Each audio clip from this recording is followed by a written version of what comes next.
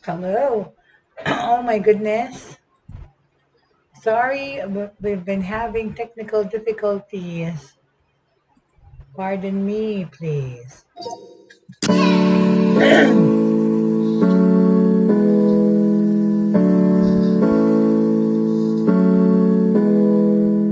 Buhay Online, Chikahan at kaalamang pangkabuhayan. Ating tunghayan, pakinggan at tuklasin ang mga pangyayari at kaganapan sa mundo ng online. Buhay Online, Chikahan at kaalamang pangkabuhayan. Alamin ang pinaka-latest trends mula sa trabaho at kung hanggang saan na ang narating ng teknolohiyang ito. At ngayon, narito na ang ating host, ang ating Techiemommy, si Jaye C. Bautista. Oh my goodness. Hello again. Hello again. So sorry. My computer crashed. For some reason, ano ba to? Minumumo ako. The Techie Mommy has been technologically been attacked. Anyway, nag-crash yung aking computer, so I had to restart it because my OBS wasn't working. I mean, I saw, okay, that I was online for a while and then it blacked out, it became black. And then I couldn't broadcast, right? So I had to restart. Pasensya na po. But then magandang umaga and welcome. Happy Friday, everyone. Yes, it is Friday once again. And of course, today is my last day of broadcasting here for the week. Monday to Friday po lamang tayo. But of course, on the weekend, we have also amazing shows for every hour from 7 o'clock in the morning to 12 o'clock midnight. So please also support and patronize the other shows here at Broad Stream Cast Communicators. Of course, today, of course, this is Buhay Online. At magsama-sama pa rin po tayo sa loob ng ilan mga minuto na lang kasi late na ako. But anyway, we've been talking about, of course, the trending thing and on the internet nowadays, of course, is Facebook and its controversies, right? Bakit? Yun nga, dahil yun sa pag-whistleblower na yan, right? Yung may nagsumbong about nag-leak ng information and documents regarding Facebook and their business practices. Yan si Francine Hogan. Hanggang ngayon ay patuloy pa rin nagte-trend yung topic na yan. So kanina I saw that Angelica Paz was here. Angelica Paz was here, right? And si Juventus, na welcome ko pa siya before I went off air, right? Here, I'm looking at my Facebook. Angelica Paz, happy Friday. Audio and video are good. Yes, but then bilang it blacked out, right? So si Aerosound Juventus was also on board earlier. Of course, and I'd like to welcome everybody and anybody else who's online that I can't see the names. Happy Friday to you. So, pag-usapan natin yung Facebook, no? Kasi, parang there's ang ano ngayon about Facebook is, after this controversy about the whistleblower, all of a sudden, di ba, si Zuckerberg wants to change the name of Facebook, di ba?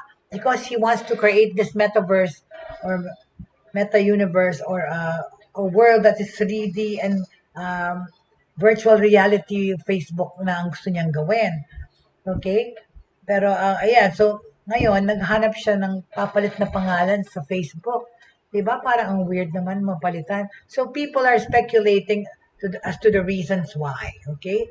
So, some people say that this doing this to sort of remove the parang ma-dispel yung mga nangyayari ngayon sa Facebook. Okay? Pero let's see, okay? There's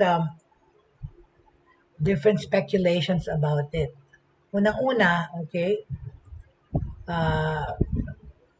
Itong si Zuckerberg, enter the Zuckerverse, sabi nila. Social media churns with new names for Facebook, okay? Kung iba-ibang tao, pati yung mga Filipinos, they're trying to think of names para ipalit sa Facebook. Diba? Zuckerverse, time suck, face plant. Yan yung mga what comes to mind, right? And there are just a few these are just a few of the suggestions being banded around or spread around online following the reports that Facebook plans to rebrand itself with a new group name. The company refused to comment. Oo nga, ilang araw na to, nag-aantay sila ng comment from Zuckerberg. Pero sabi nila, they refused to comment on rumor or speculation, of course, but the Twitterati had no problem. The debate careered from sensible to screwball to strange, okay? Okay? Meta was one of the more sober trending suggestions, kaya nga yung metaverse, referring to Facebook's reported desire to assume a name that focuses on the metaverse, a virtual environment where users can hang out. Yun nga yung sinabi niya na yung pinakita ko kahapon. Okay? Yung pinakita ko kahapon na nagsasabi sila na they're creating that metaverse world. Pinakita ko pa yung graphics niyan na magiging gano'n na yung Facebook. Yung mga tao, parang mga computer-generated graphics, okay? Other names that people were talking about to rename Facebook are Bookface. Ano ba yan? Pangit. Bookface, Facegram, Facetagram, Free Face, Free Talk, World Changer. Okay, on the wilder side,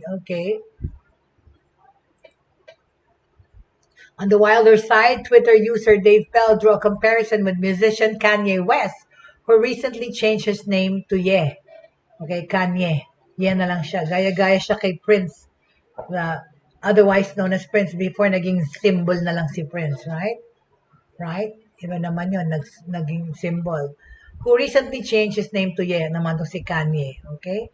It would be awesome if Facebook changed its name to Ye, he said. Several humorous suggestions reflected online speculation that the alleged rebrand was driven by founder Mark Zuckerberg's yearning to make Facebook cool once more, or yun na nga, to dispel those things happening about yung sa ginawa ng whistleblower, right? Okay.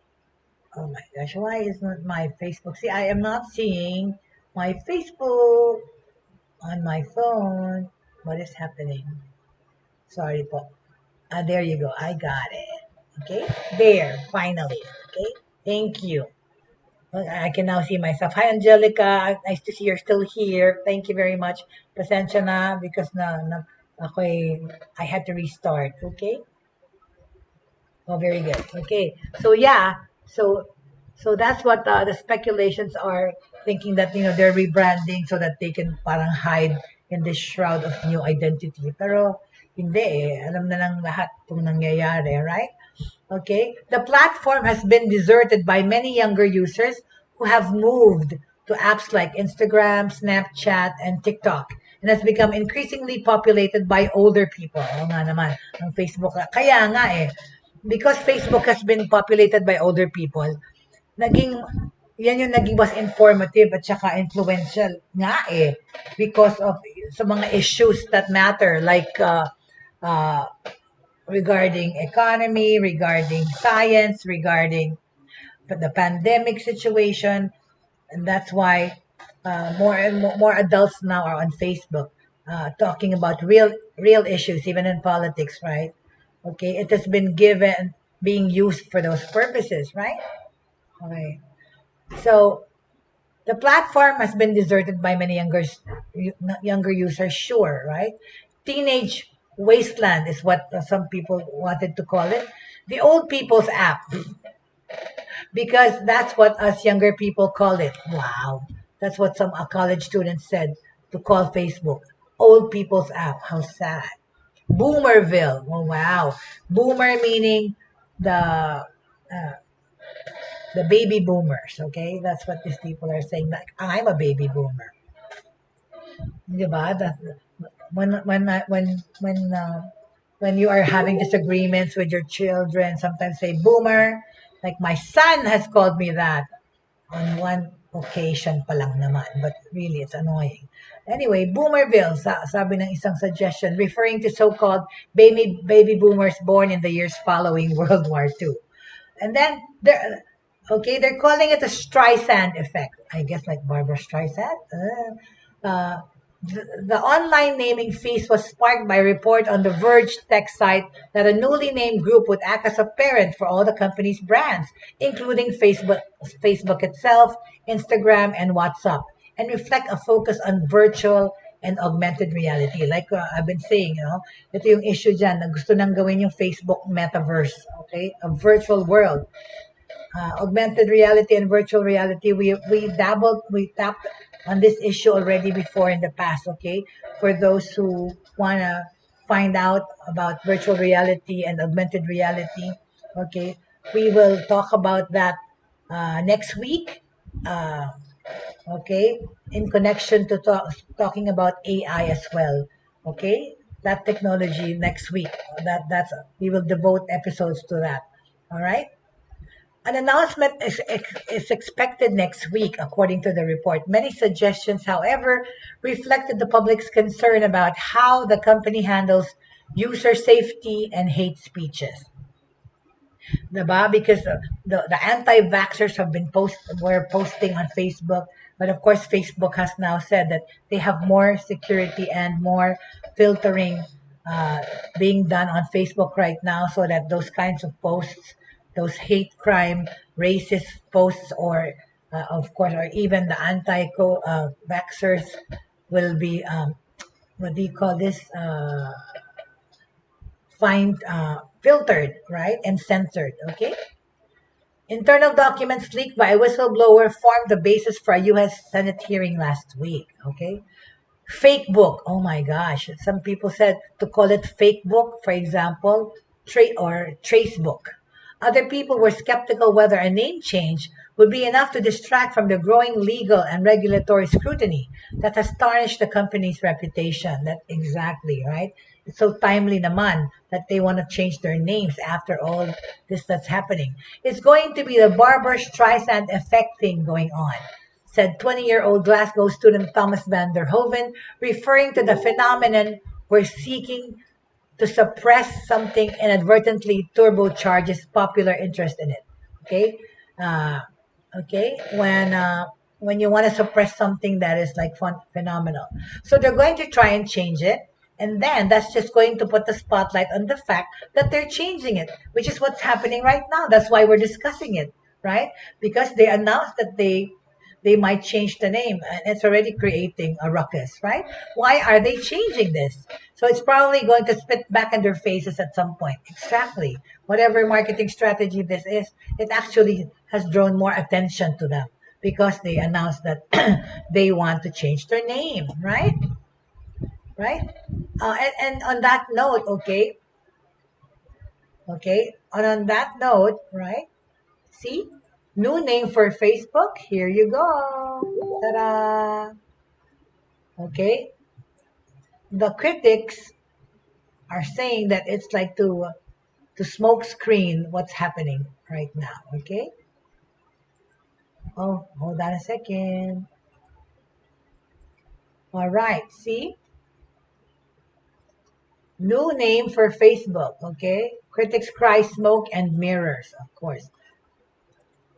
What that means, of course, is Facebook critics pounced on Wednesday on a report that the leading social network plans to rename itself, arguing it may be seeking to distract from the recent scandals and controversy. Yun na nga ang lumalabas dyan, na because of the controversy that arose because of the whistleblowing, they're going to change their name. The report from website The Verge, Facebook refused to confirm and said the embattled company was aiming to show its ambition to be more than a social media site. Ayan daw ang reason ni Zuckerberg for changing the name.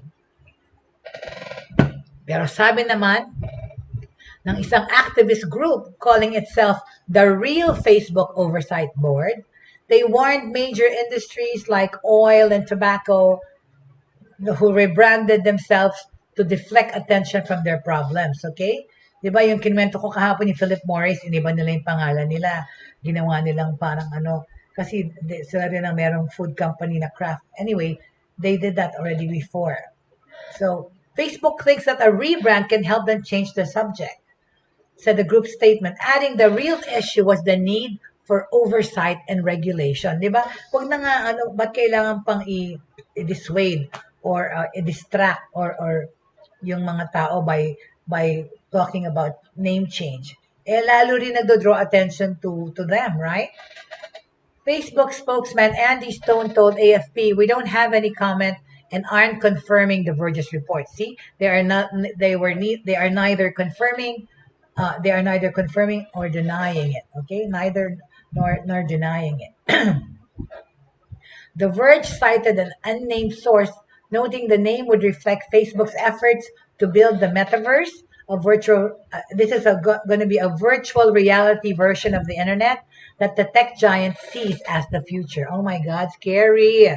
So doon yung mga nag-uusap, meron ng mga visuals, may mga tao na parang SimCity sa internet. Ano ba yan? Feeling ko na kailangan yung identity nyo. Meron ng mga gumagalaw-galaw na nag-uusap. Oh my gosh. Facebook on Monday announced plans to hire 10,000 people in the European Union to build the metaverse, okay? With CEO Mark Zuckerberg emerging as a leading promoter of the concept. The announcement comes as Facebook grapples with the fallout of a damaging scandal, major outages of its services, and rising calls for regulation to curb its vast influence, and of course to censor more the content or the posts that it spews out of its platform. The company has faced a storm of criticism over the past month after its former employee, Franz Hogan, leaked internal studies showing Facebook knew that its sites could be harmful to young people's mental health. Specifically, yung Instagram ang tinitira dyan. Diba, Instagram wants to do a version for kids. People are saying that they shouldn't do that because right now, actually, Instagram is supposed to be affecting the mental health specifically of young women, young girls, all right? The Washington, and why? Psychologically, for the psyche, young girls are particular and are conscious about their weight and their looks, and Instagram sort of gives them a negative connotation when it comes to like posting all beautiful, all skinny, whatever. But then, of course, it's created a lot of psychological impact or effect on the young women, okay? The Washington Post last month suggested that Facebook's interest in the metaverse is part of a broader push to rehabilitate the company's reputation. Ayun nga, whitewash daw or sinesmoke screen itong pagbabalita ng pagpalit ng pangalan para bang kung PR yan, PR move yan, okay, sabi nila, pakalatin nyo nga itong news na ito na magpapalit na tayo ng name para mapunta rin yung attention ng tao at hindi doon sa sinabi ng whistleblower tungkol sa kanila na detrimental to the mental health of young people itong Instagram or Facebook, alright? Dahil doon sa mga campaigns ng mga activists or ng mga anti-vaxxers and those things. So parang they're saying that this news about name changing is actually a strategy of Facebook to smokescreen or veer away the attention about the whistleblowers' allegations. Okay. Silicon Valley analyst Benedict Evans argued the rebranding would ignore fundamental problems of the platform. If you give a broken product a new name, okay, just think about it, people will quite quickly work out that this new brand has the same problems. Right? Oo nga naman. Pag mamaskara mo sa ibang pangalan, pero alam pa rin ng mga tao na Facebook yun, inisip nila, andun pa rin yung mga problema, right? A better rebrand approach is generally to fix the problem first and then create a new brand reflecting the new experience. Oo nga naman, right? Mas mabuti yun talaga na sabihin nila na this is a new and better and a newer Facebook, right? Okay? Google rebranded itself as Alphabet in a corporate reconfiguration in 2015, but the online search and powerhouse remains its defining unit despite other operations such as Waymo self-driving cars and Verily Life Sciences. Okay? Okay? Talagang sunod-sunod ang ang atake sa Facebook, okay? Ito pang ito pang tungkol sa Facebook ulit, okay? I mean, really, you're on the roll, Max Zuckerberg, okay? You are on the roll. UK is fining Facebook over 50 million pounds for GIFI takeover breach or GIPHY. Okay, this has something to do with graphics, okay? All right? Ay, nako, talagang nasa public eye, okay, ang Facebook, okay? In London, United Kingdom, Britain's competition watchdog said Wednesday it had fined social network giant. Ano ba to? Sunod-sunod talaga ang dagok sa inyo, Facebook, ha?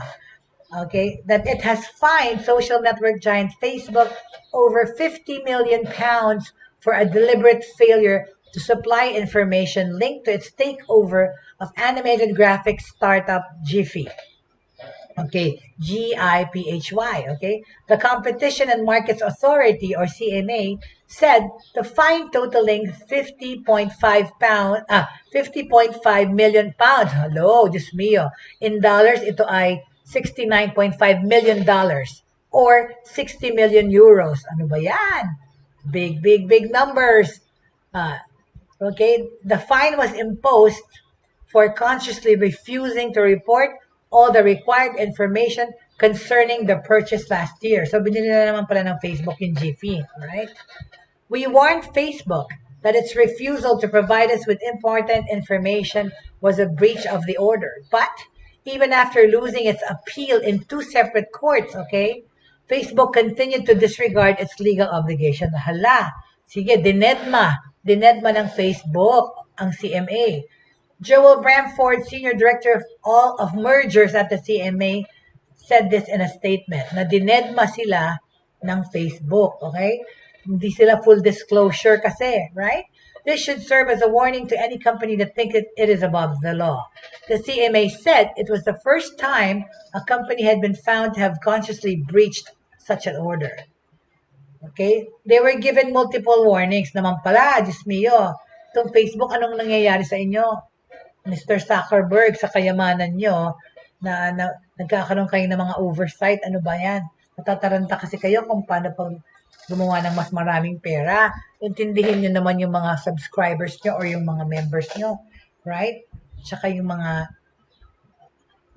proper decorum nyo sa negosyo. The CMA said it was the first time a company had been found to have consciously breached such an order. So, you are aware of the situation, but you dinedma, okay? Given the multiple warnings it gave Facebook, the CMA considers that Facebook's failure to comply was deliberate. Ayun na naman, sadya daw, deliberate. Sadya ang pag-ignore ng Facebook. Bakit kaya, no? Sa dami ng pera niya kasi thinking niya, kaya niya lahat bayaran, right? Facebook hit out at the fine in a statement. Sabi ng Facebook, we strongly disagree with the CMA's unfair decision to punish Facebook for a best effort compliance approach, which the CMA itself ultimately approved. Sorry, that was a door being shut. We will review the CMA's decision and consider our options, it added. It comes as Facebook faces a storm of criticism since a whistleblower leaked internal study showing the company knew its sites could be harmful. Yan na naman, to young people's mental health. Balik-balik tayo dun talaga mula sa pag-whistleblowing, no?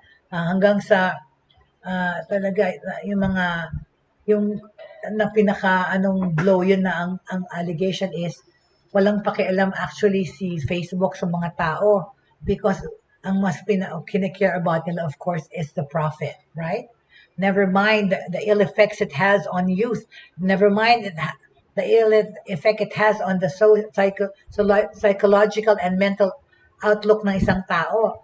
Parang pera-pera lang, right? U.S. authorities have struggled to regulate social media platforms like Facebook amid criticism that the tech giants trample on privacy and provide a megaphone for dangerous misinformation. Totoo naman eh, di ba? Pero kasi, yun na nga, hindi lang naman dyan sa Facebook, basta lahat ng social media ngayon, nagiging avenue, nagiging venue for politics, or pag-spread ng misinformation. Ang dami kasing fake news for the cyber criminals to thrive and lumakas din ang kita ng negosyo nila mga cyber criminals. That is what social media is all about, Ren. As things go viral, good and bad, right?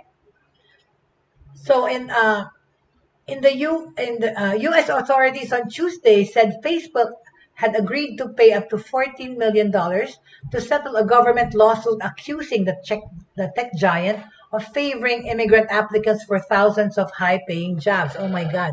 Oh, isa pa palang issue yun, yung mga immigrant applicants. In the UK, the CMA on Wednesday added it had fined Facebook £500,000 for changing its chief compliance officer on 2 separate occasions without first seeking consent. The watchdog also said its investigation into Facebook's takeover over Jiffy remains ongoing. Facebook announced in May 2020 its purchase of Jiffy for a reported $400 million. I think you see this Jiffy thing so dun sa mga hindi emoticons eh. Those GIFs, hindi GIF naman yun eh. Basta, this is a graphical interface. Okay? Another one. Okay? So, the latest, okay? So, Jiffy is a platform and search engine for stickers. Yun nga, see? I see the stickers on Viber. I see the stickers on Messenger and other products using the graphics interchange format or GIFs. O, yun, tama naman pala ako yung GIFs. Diba? Yung mga GIFs na pwede mong i-search kung ang anong category. Birthdays, congratulations. They will put up all, okay? Put up all these graphics, right?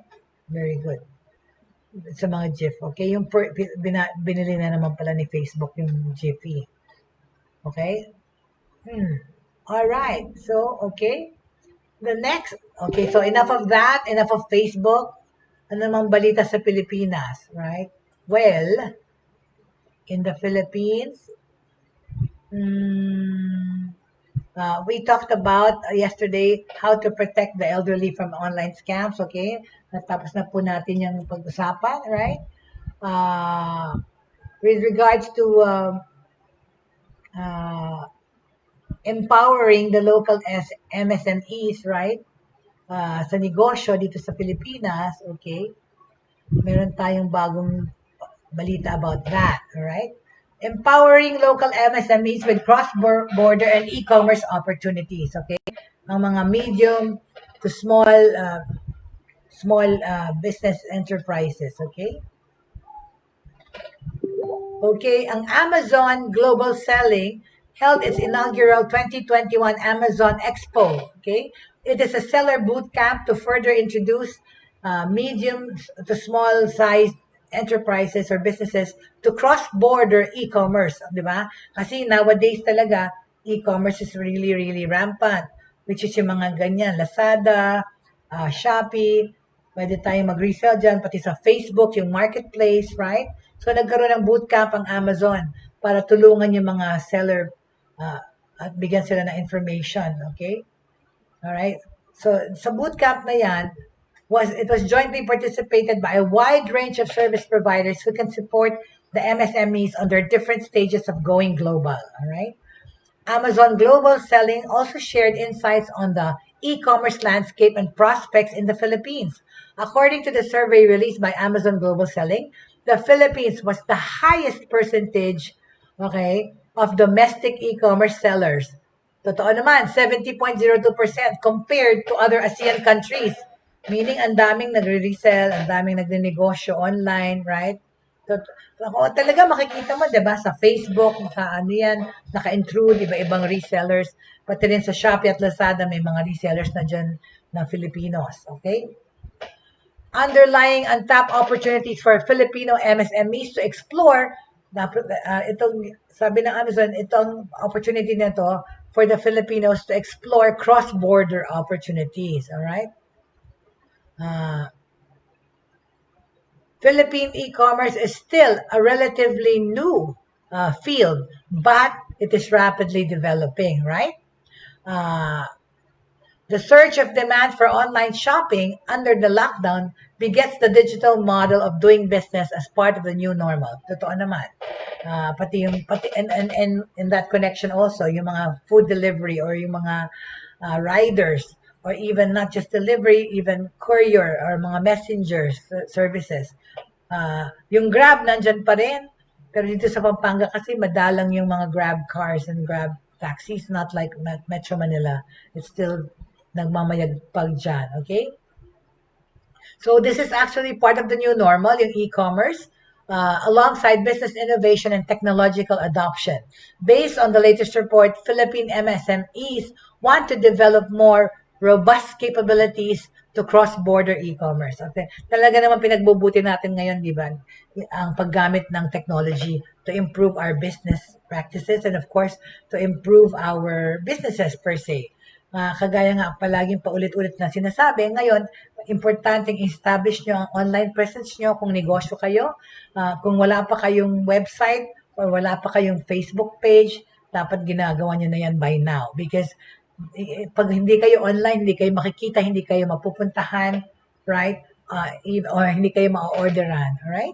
So,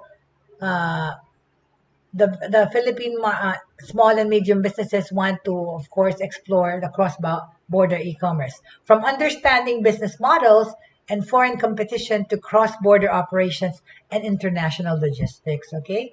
From understanding business models, okay? Importante yan na maintindihan ngayon kung anong klaseng business model ang kailangan nating ma-achieve in this pandemic, okay? And foreign competition rin, kailangan, you have to look at the foreign competition because nowadays, of course, when you go online, you have to think that your business is not just local. It is already going global because you go online and other people, more people see your ads, more people see your invitations, okay? The first ever seller bootcamp came as a timely opportunity for small enterprises to identify the current gaps in their operations and arm themselves with the knowledge and the technology and resources and connections to sustainably expand their business globally and maximize their potential with Amazon. Okay? All right. So, yun yung naging ganap dun sa Amazon bootcamp na yan. Okay? So, nakatulong. Operation and competition is another key barrier to selling overseas via e-commerce. Okay? 71% admitted that they are not well prepared to meet the demands and preferences of consumers overseas. Kasi nga, sa locally na nga rin, nagkakaubusan ng mga supplies. Right? Yesterday, I went grocery shopping again. And pumunta ako sa Watson's. Kasi nagtitingin ako ng foundation or whatever na hindi liquid for some reason, and other things also in the grocery. Some suppliers have still were stopped on manufacturers. Siguro nga dahil sa pag downsize sa production, kaya yung supply, yung mga ibang products hindi lumalabas. Kagaya ng sa grocery na nandyan ako, yung dati kong binibaling carrot bread from, I don't even know the brand, right? Wala. Matagal ko na inaantay sa Walter Mart, wala. Only once in the 6 months that I've been here, did they sell it. Parang isang beses meron nag-supply, pero ngayon wala na. So, yung supply chain, di ba, affected nitong pandemic.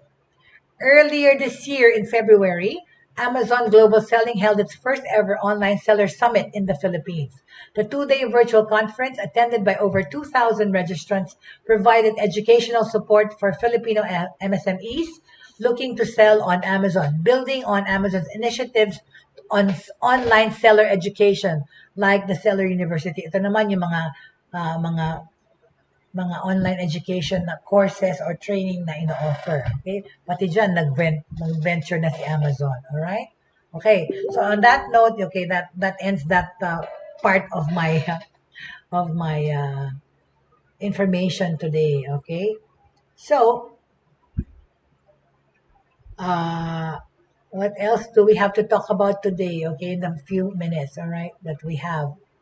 Okay, yeah, we will talk about artificial intelligence and virtual reality and augmented reality next week, okay, as a topic of discussion. And then, yun naman, nakakuha na naman ako ng mga email tsaka texts asking about online education or online courses to take, online schools to join as far as a student and as work, okay, as online trainers and tutors. Well, we will talk about that next week also, okay?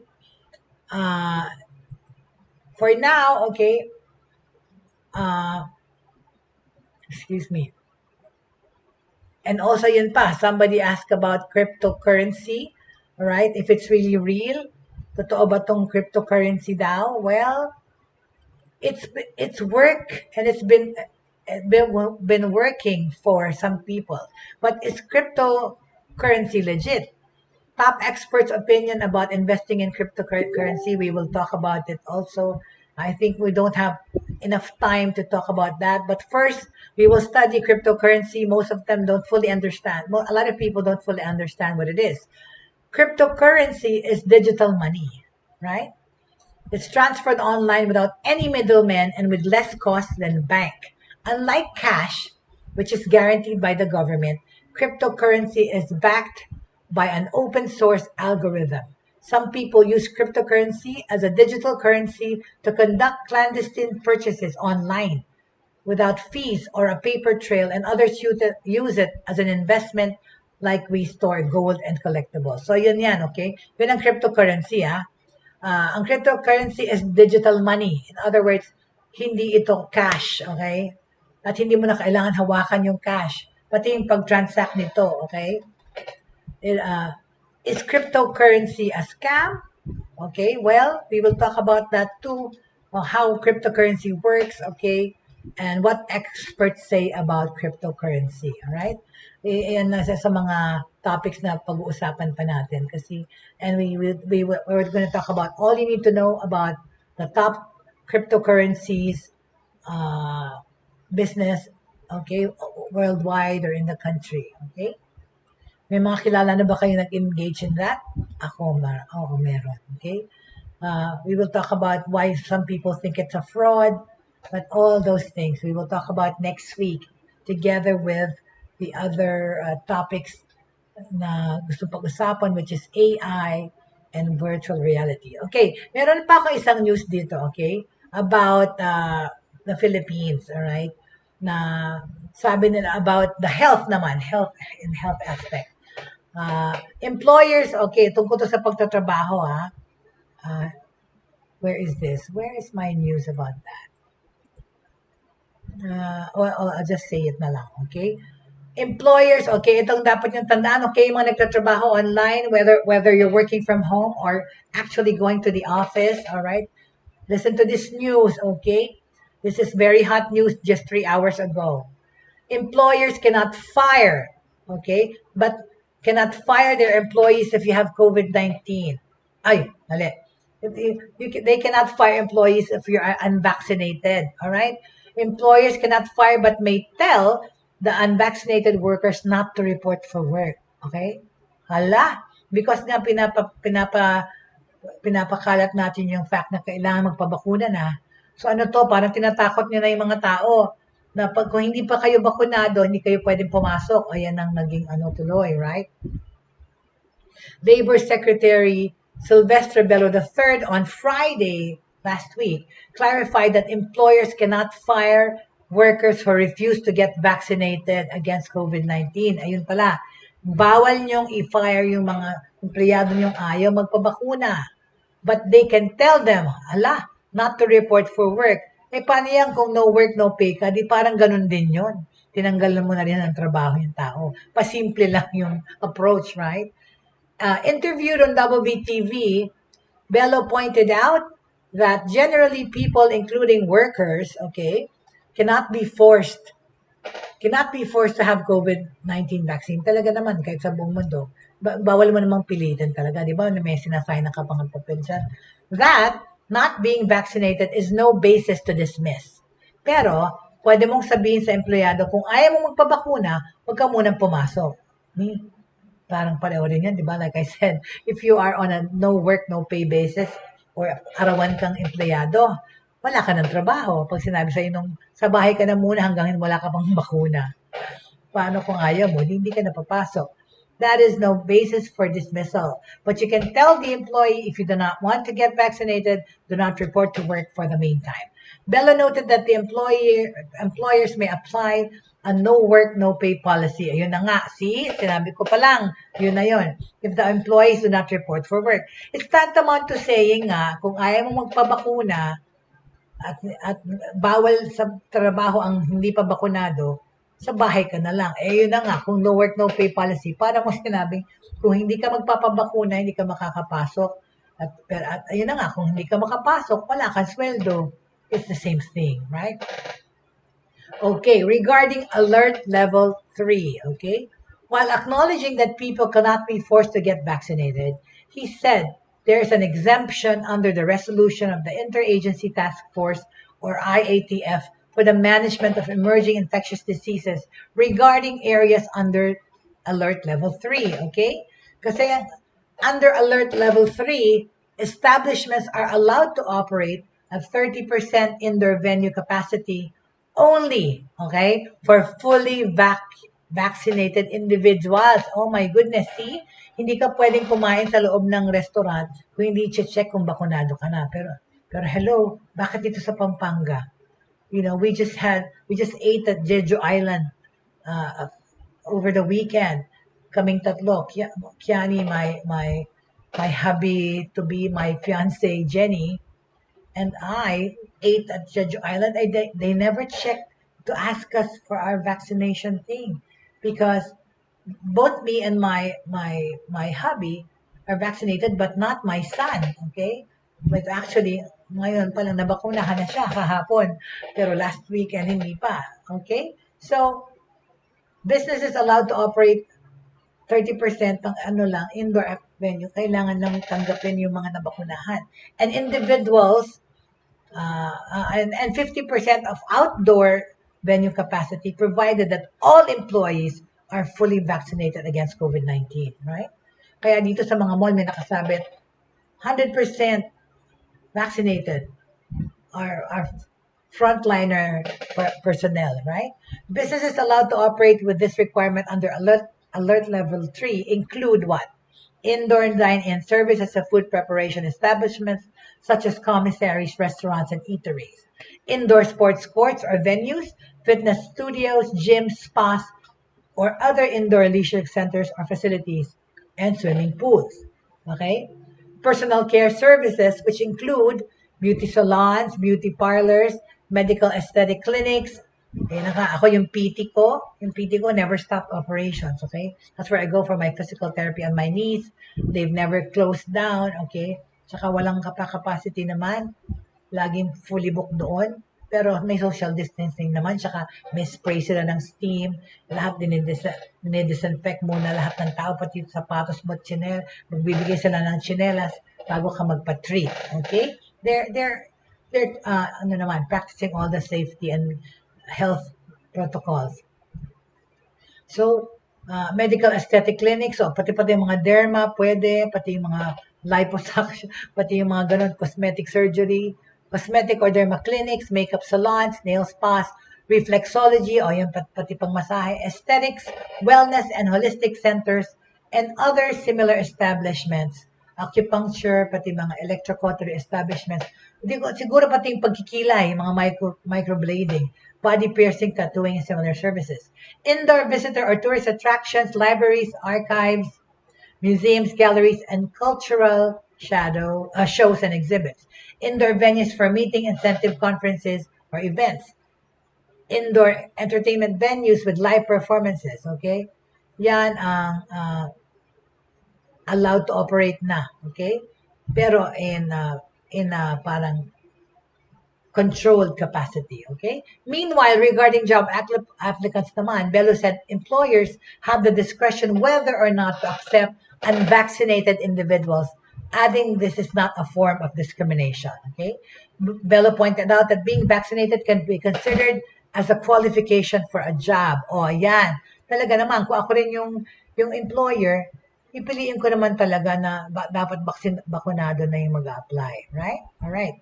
Very good. And on that note, okay, I'd like to end this on that note. Maraming salamat, of course, sa mga tumutok today, and Angela Paz, okay, Mr. Ion Sound Juventus, my Lakab family,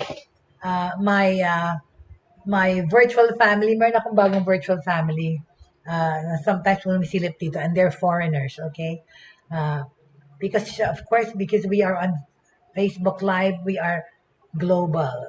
That's why I have to revert from Tagalog to English from time to time, but mostly English, of course. But thank you so much for joining me, and have a good weekend, everybody. Thank you so much, and please, faith, hope, and love, always, always, don't forget, and don't keep the love and faith and hope burning in our hearts. Thank you very much for joining me.